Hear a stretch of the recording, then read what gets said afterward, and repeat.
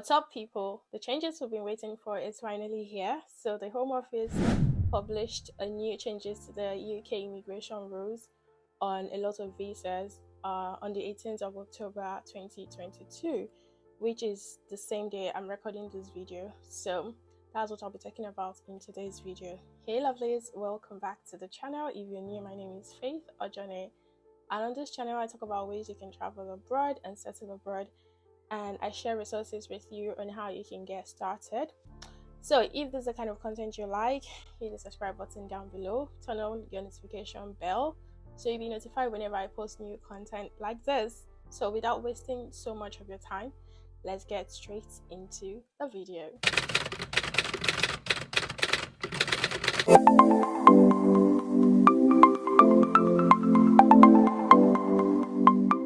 Before we go into today's video, I want to quickly make a disclaimer. I am not an immigration expert. I do not provide immigration services or advice. I am not an immigration lawyer. So what I do on this platform is to share information with you so it can help you prepare on the decision you would like to make. As we all know, the UK immigration rules changes every time, so you need to stay updated, and that is what this channel is about. I share with you recent updates on what is going on in the UK and other countries as well. Okay, so I have to put this out here because it's getting out of hand. The immigration rules change every time, so you always need to stay updated. Trust me, in this year alone, like, this is the 4th changes. There are a lot of immigration changes to different visa and other immigration rules, but I'm going to be mentioning the ones I feel it's relating to you guys, my audience, because of course I'm making this video for you. So the first changes is the seasonal worker route. I'm sure you know about the seasonal worker visa. It's like a temporary visa which UK allow people in to work in farm, poultry and all of that. They introduced that last year towards December, where they did like a 3-month visa for people who work in the farm industry to come into the UK and support the UK poultry farm, to, you know, because it's peak period, it's Christmas, and they're going to need a lot of help. The seasonal worker route is being expanded to include roles in the poultry production sector for the period from 18 October to 31st December each year. This is to support the sector during a peak seasonal demand period in the run-up to Christmas. This expansion will set specific salary requirements for poultry workers, ensuring that for roles that would qualify for the skilled worker route, wages for workers in such role are not less than they would be required to be paid under this route. So moving on to the next one. The next one is the police registration. Though this does not apply to a lot of countries, but there are some certain countries that if you're coming to the UK, you would need, when you get to the UK, you have to register with the nearest police station to get your police registration. But right now they are stopping all of that. So if you're from that particular country that require police registration when you land in the UK, just know that they've cancelled that. There will no longer be police registration required for you. So which is Act 1971 provide a grant of leave to enter or remain to be subjected to a condition to register with the police within 7 days of arriving in the UK. This requirement to register with the police is provided for the immigration rules. However, the scheme has not changed for many years, and the same data collection by the police is now already captured electronically by the Home Office at the visa application stage.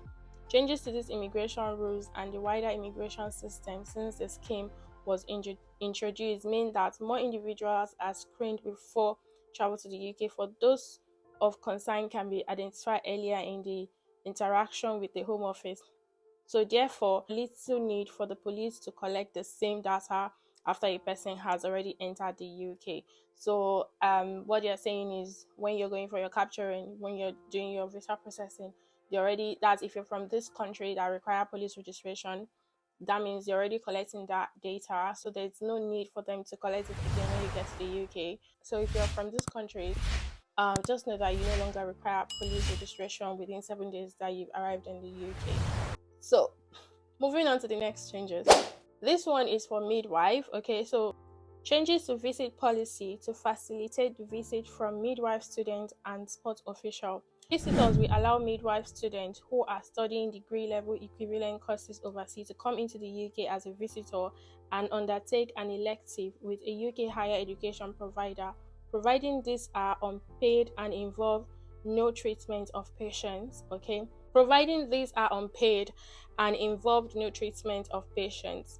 So, permit activities will remove the requirement for sport officials supporting sports tournament or events in the UK to be attending the same event as a sports person who is undertaking permitted sporting activities. So if you're a midwife, you're studying in your home country, and maybe you want to come and do some elective courses in the UK, you would now be permitted under the visit visa. We know that the visit visa is sectioned into different parts: visit for studies, visit for health, visit for leisure. Under visitors visa, it has different categories. So if you want to come to the UK under visitors visa to take an elective course as a midwife, you are now permitted, providing you do not treat any patients, of course. Moving on to the next changes. The next one is changes to the creative worker visa. So if you're a creative and you like to maybe come to the UK and work as a creative individual, you need to apply for the creative worker visa.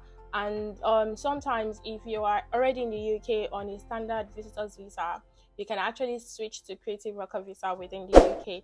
This is the only visa that allows you to switch from visitors visa to a creative worker visa.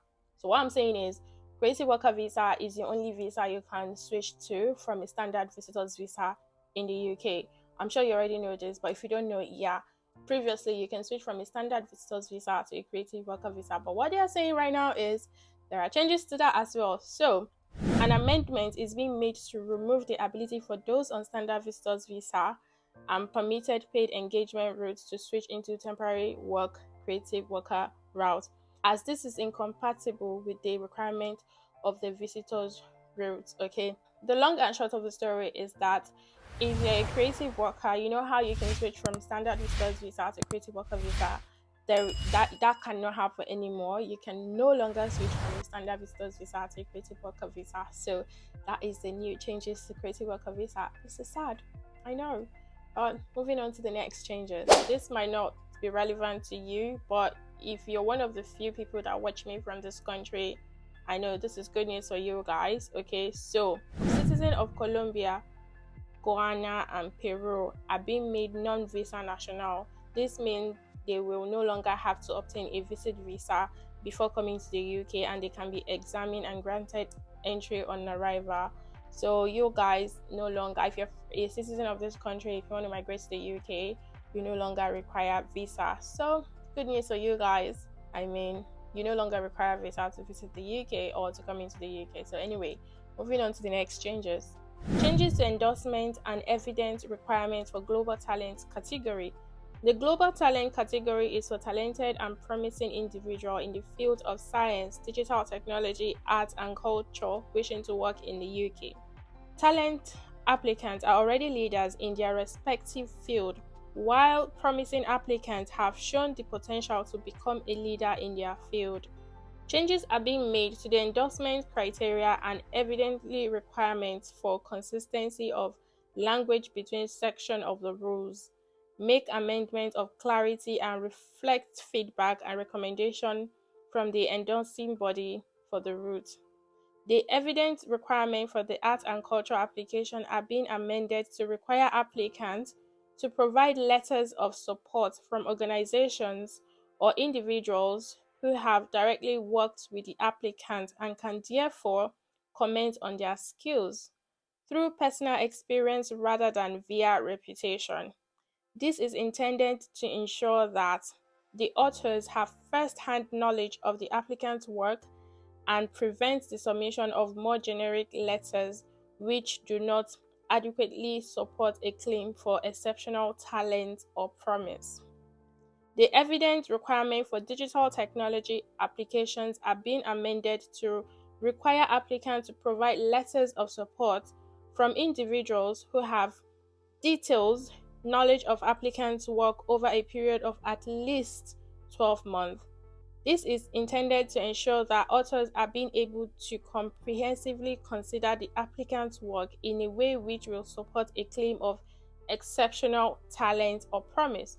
So when you're applying for the global talent visa, you have to write letter of recommendation. I mean, the global talent visa, I've made a video about 2 videos about it actually. So if you've not seen it, you need to go and see it. It's an old video anyway, but you still need to see it. So if you're applying for the global talent visa, you need letters of recommendation from people you've worked with, or a known organization based on reputation. So now they are making the requirements more strict. Like right now, so those letters have to come from people who have worked with you, or people who you have worked with personally, and people who have seen your work, people who can vouch for your work. So if you're applying for global talent visa right now, you cannot get letter of recommendation based on just a one-off job you've done with an organization. Right now you need more. They want to see that you've worked with these people for at least 12 months, or you have a relationship that they can attest that they've seen your work. Guys, these are all the changes. I'm going to leave the documents in the description box below, so you can just click the documents and you can read about it. So right now, so far there have not been any changes on dependent visa or student visa or skilled worker visa. But UK want to cap numbers of dependents they are allowing students from certain countries to bring into the UK. So right now they've not said anything in these changes. This was published 18th of October 2022, which is the same day I am recording this video. So nothing has been said concerning that yet, but of course, like I said, the immigration rules change all the time. They can decide to publish a new one tomorrow, or 2 weeks time, or next year, or whatever, or whenever they feel like. So just hit the subscribe button, because you need to stay updated. If there are any new changes, I'm definitely going to share it with you guys. I'm going to come up here and make a video about it. So for now, there are no changes regarding work visa, student visa, dependent, or anything yet. So there's just been a little bit of changes to some visa here and there. So we've come to the end of this video. If this video was helpful, you know what to do. Give it a thumbs up, like, share, comment, subscribe. Thank you so much for watching, and I'll see you guys in my next video. Bye.